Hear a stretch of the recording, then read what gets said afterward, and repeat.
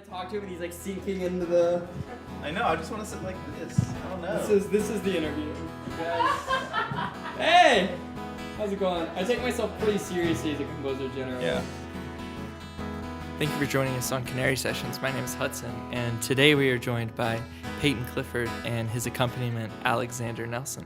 Thank you for joining us, guys. Hey. Hey. Hey.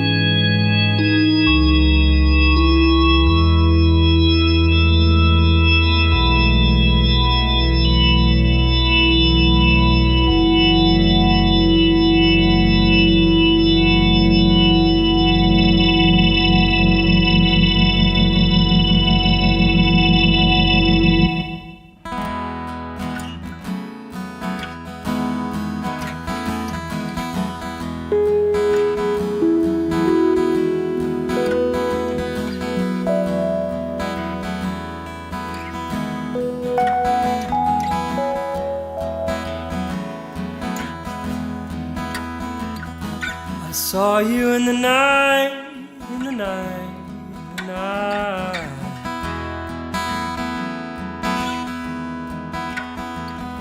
I saw you singing symbols at the wall. You were trying to spell something out.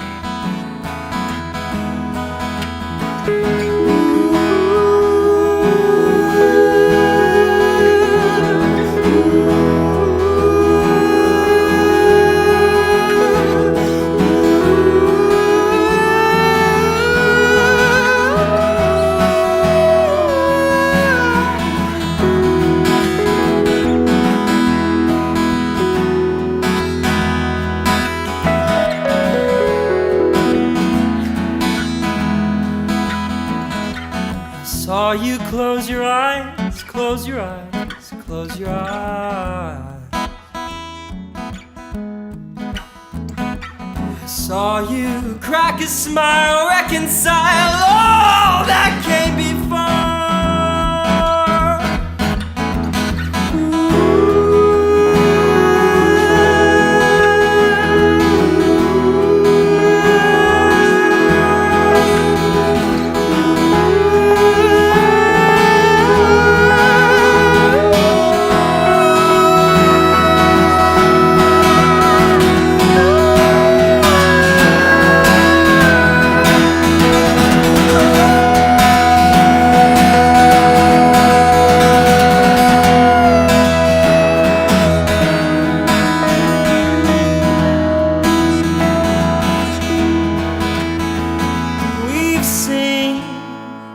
Our heroes, their day all be condemned, often burned.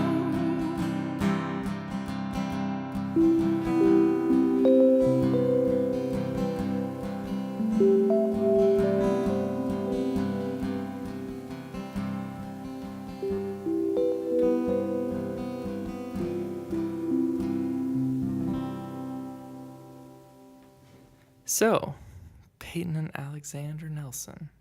I don't know what to call you. Do That's I call our you Nelson? yeah. It's like Crosby, Stills, Nash, Yeah. Young. But we need four names. Yeah. So Peyton Clifford Alexander Nelson. Yeah. All right. Maybe our middle names too. Okay. Well, Nelson, I'm going to call you Nelson. He's during like this he's like interview my for your- appendix for short. No. today. Yeah. Fine. I'm used to it. Have you seen Twins with Arnold Schwarzenegger and Danny DeVito? You That's are what, not- that's what this is. I'm like. Arnold Schwarzenegger. No. You are Danny DeVito. I swear to God. Peyton, tell me about when you first started playing music. Jeez, both my parents are musicians, and they both had parents that were musicians. So I'm glad they both had parents. yeah, they each had two parents. Yeah. And at least one of each of those parents, each of the sets of parents, Yes. were also musicians. So I grew up. It's just like a total blur. But yeah, I wasn't like a good student. Like I wasn't like playing concerts when I was 7 or anything.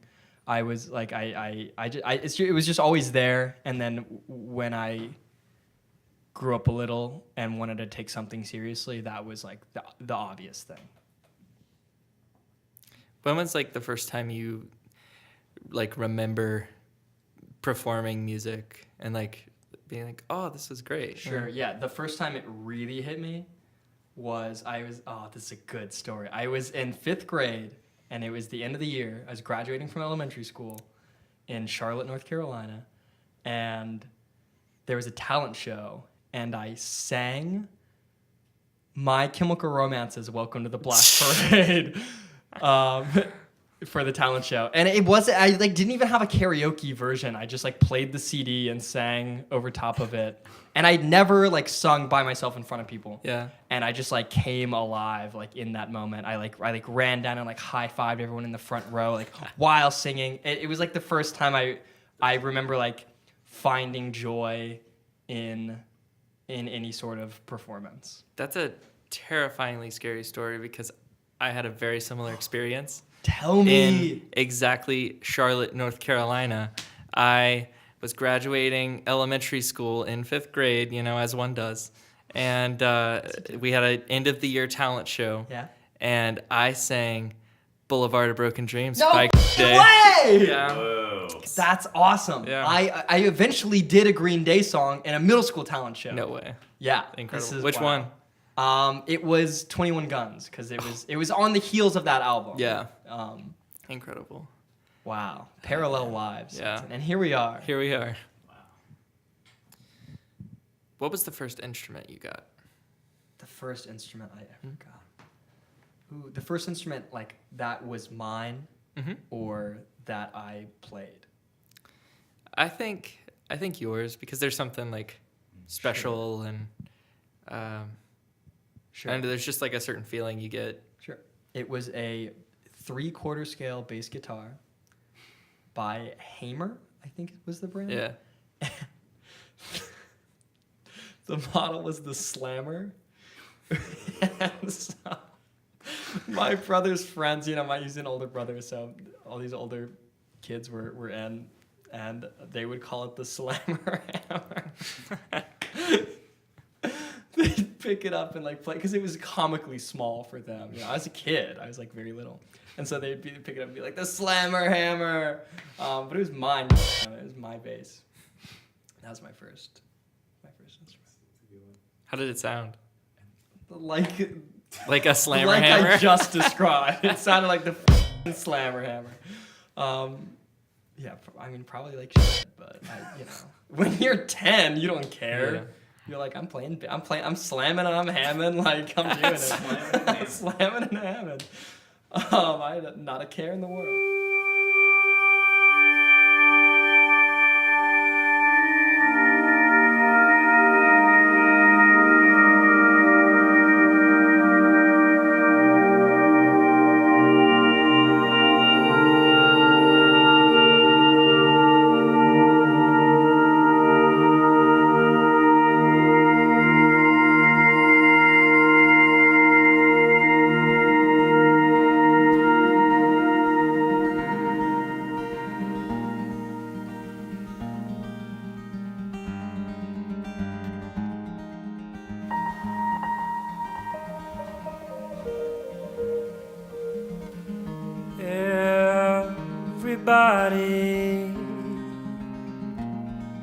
Everybody needs someone.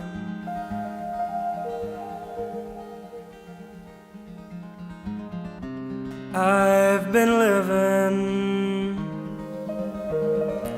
in a vacuum.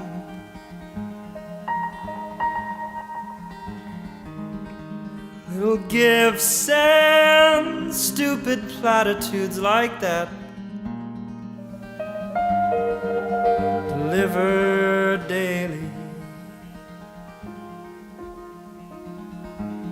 But I won't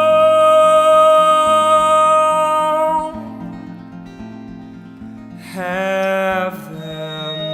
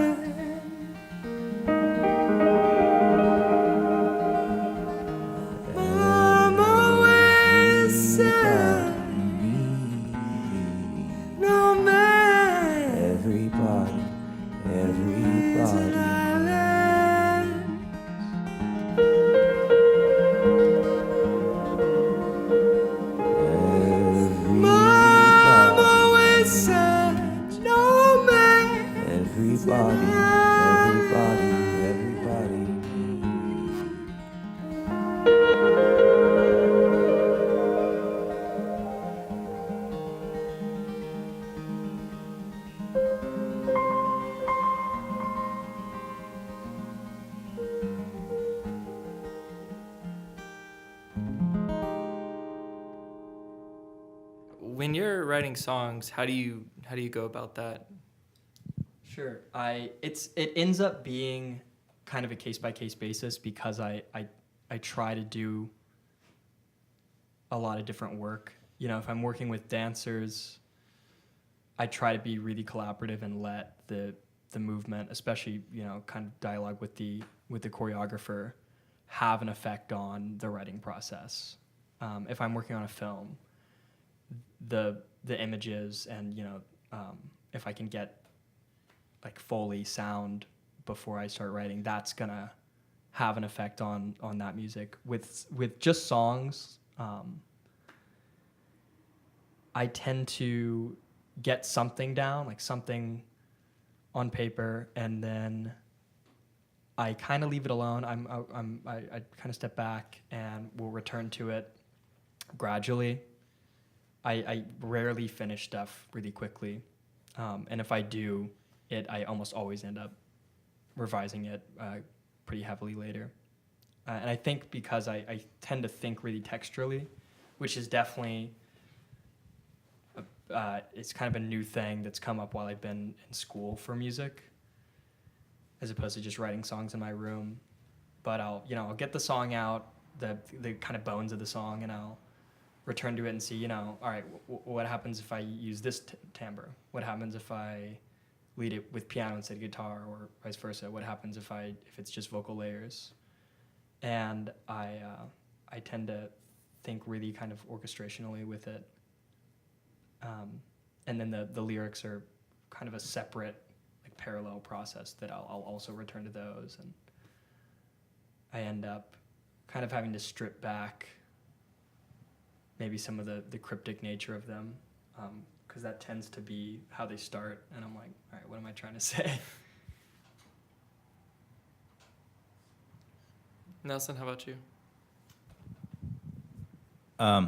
So, I mean, I write my own stuff, and actually, I feel like we have, in a lot of ways, different processes, which is pretty interesting. And I've noticed when working with Clifford that, like, so we both are interested in, like, making high level whatever music that's, like, you know, that requires a lot of, like, attention and stuff like that. And I think that it's really interesting how we both draw from other sources, be they like philosophy or art or literature or whatever, to kind of like bring like new perspectives, because it's really easy to get in your own head and like, oh, this is what I'm thinking, this is how I'm feeling, and it's like, it's after a while you kind of keep talking about the same things in the same ways. Do you go to specific forces? Do you go to specific sources to find inspiration?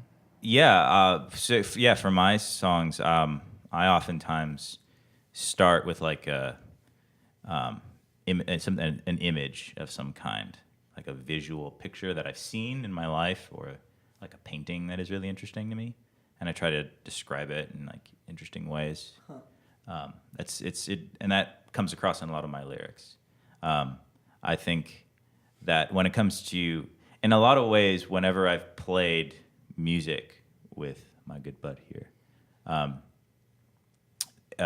I bring a lot of things to like, I bring a lot of things that only I could bring to this sort of situation, right? Like there's enough open room and space to like expand and like feel this out and feel that. Because for the songs that like we're doing tonight,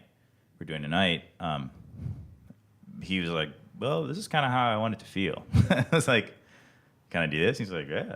I said, can I do that? He's like, yeah. So it's that stuff is really interesting to me. And so when it comes to like specific sources, I try to allow for like things to create that expansion. I read a fair amount of poetry, and I actually find myself getting inspired a lot by nonfiction. Surprisingly, I never used to be into that. An important thing regarding process for me is that if I'm making music with other people, you know, it's one thing if it's a totally solo thing, you know, like the folk song I did. That's all me, you know. And so it's kind of a different process where I'm just thinking about how do I fill this up, and what do I want to put here. But if there's other people either playing the music or, you know, if it's for a dance piece or if there's other people involved in that process, then it's really important for me to leave space for people to come in, because I'm not writing this stuff down. You know, it's not like a string quartet where I'm saying this is what you need to play at this time. It's more kind of setting up a framework so that I can get what I'm looking for out of the song, but other people can bring something that, like you said, that only that one person could bring. As far as like specific sources go for me, there's one episode of South Park that actually inspires almost all of my music. That's not true. I tend to like gather up influences over long periods. Like I'm working on an album right now that I can hopefully put out soon, and the oldest songs on that are like 4 years old, over 4 years old, because I don't know, I like to kind of separate things into, you know, categorize things. And so if I end up with a bunch of songs about like relationships or something, there's a tendency in me to want to have that be one collection of songs, and then there's a tendency to, you know, if I notice a pattern that I'm writing about like social issues or whatever, I kind of want to have those be one thing. And there's, you know, I've recently been trying to challenge that and figure out ways to blend those things, because that's, you know, it's like how life is. It's kind of all these things at once. And so I've been trying to find elegant ways to separate things. But I tend to get enough inspiration as far as lyrics and songwriting goes from just like whatever's happening in the world around me. What's your top 3 favorite movies? 2001: A Space Odyssey is probably up there. Very good movie. Really? Not Interstellar? Oh, jeez. I refuse to support anything that Hans Zimmer scored. This is all this anti-Gibson, anti-Hans Zimmer. He was fine until Inception. Everything after Inception is this. And it's like, grow up, dude. And it's probably not even his fault. It's like probably what every director wants from him. But even like Dunkirk wasn't that, and it was like totally uninspired. It was just so boring. I can't stand Hans Zimmer. No, not Interstellar. 2001: Space Odyssey. Even though that initially was supposed to be scored by someone, it wasn't supposed to all be outsourced music. That was the music you hear in 2001: Space Odyssey is all temp music. Really? And the guy wrote an entire score, and then he showed it to the premiere. And Oh man. I think so. I think there was some legal fiasco after that. Yeah, that was a mess, but it's still a great movie. I'm sure he brought a friend or something like that. Yeah, It's right? He, like, brought some okay, date. Listen Yeah. to this part. It's Yeah. about to hit so hard. Yeah. And then they're like, You know, he like waited till the very end. He was like, all right, like they cut that part out, but like my music's coming up any minute now. It's coming up. I swear it's coming up any second now. Scene of release, the climax of the film, all me. Poor guy. The Revenant. That's a really good score. Amazing score for The Revenant. I think I've found that movies I really like is heavily influenced by the music. Yeah, The Revenant had a great score, and I thought it was a really good movie. I'm really interested in that kind of like historical drama, so maybe that's my bias. That's a good bit of movies. Oh, Jesus Christ. Hereditary. really? Colin Stetson scored it. Fantastic score. Truly terrifying. Okay, so here's my beef with the Hereditary. Okay. Okay. This So- is the beef. This is the diss track Canary Sessions. So I think Hereditary was great up until the end.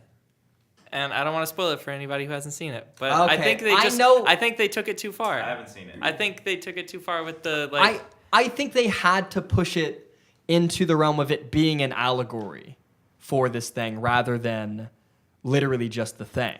But it would have been so good if they just kept it like that. Yeah, but it's like, it's an allegory. It's fictitious. It doesn't have to be literally about whatever.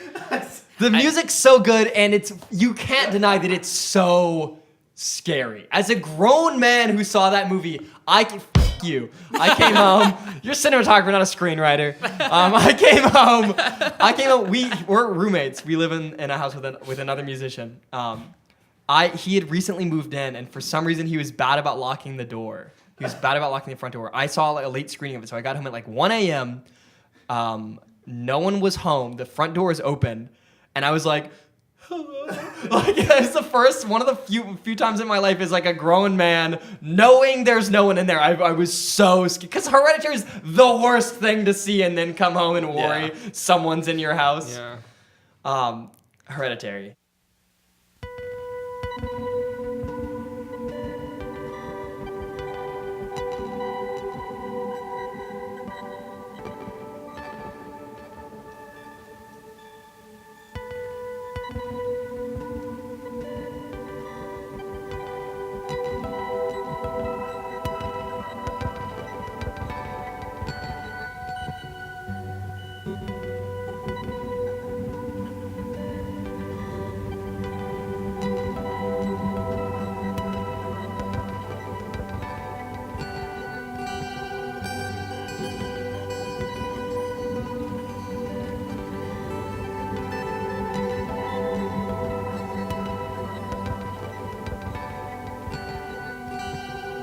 Oh, the summertime is coming,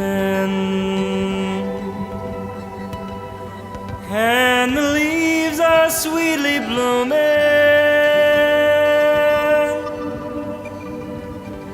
and the wild mountain thyme blooms across the purple heather. Lassie, go.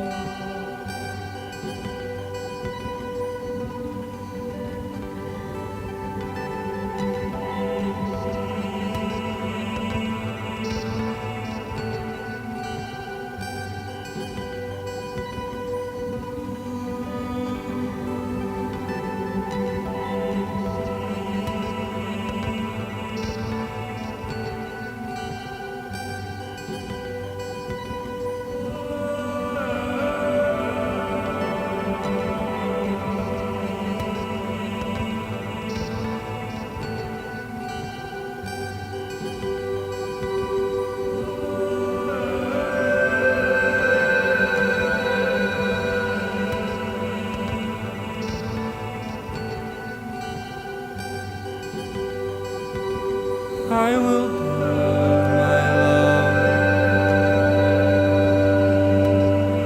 bower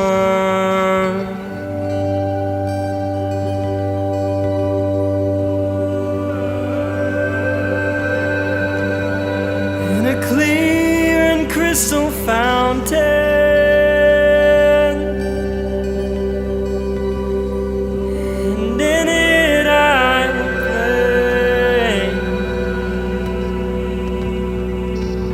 All the flowers of the mountain. Will you go, lassie, go?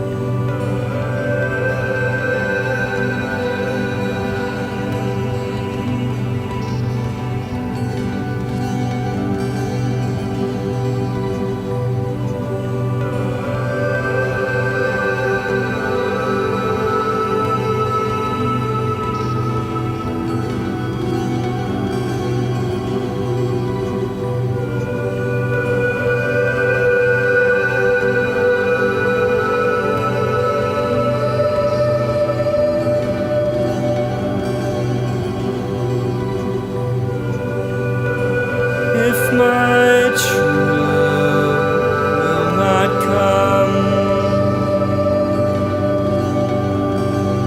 then I'll surely find another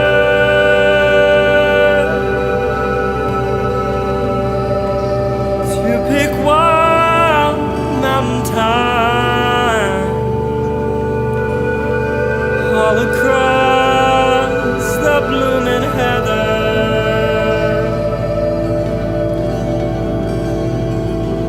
Will you go? I see go.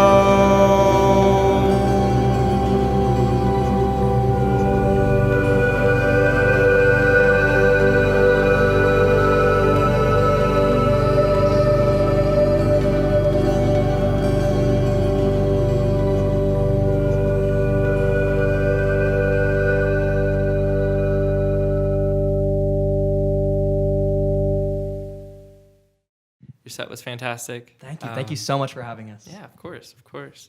I'd like to plug our host, Heyday Guitars. Thank you so much for having us. Michael is such a great guy for letting us just inhabit his space and play music here and have a great time. If you're ever in the area of Winston-Salem, come on down to Heyday Guitars. It's 414 Brookstown Avenue. If you liked what you saw here today, please subscribe and hit the bell at the bottom for more alerts. And please comment and let us know what you think. And if you're interested in being on Canary Sessions, shoot us an email, send us links to your music, and yeah, catch us next time. Thank you.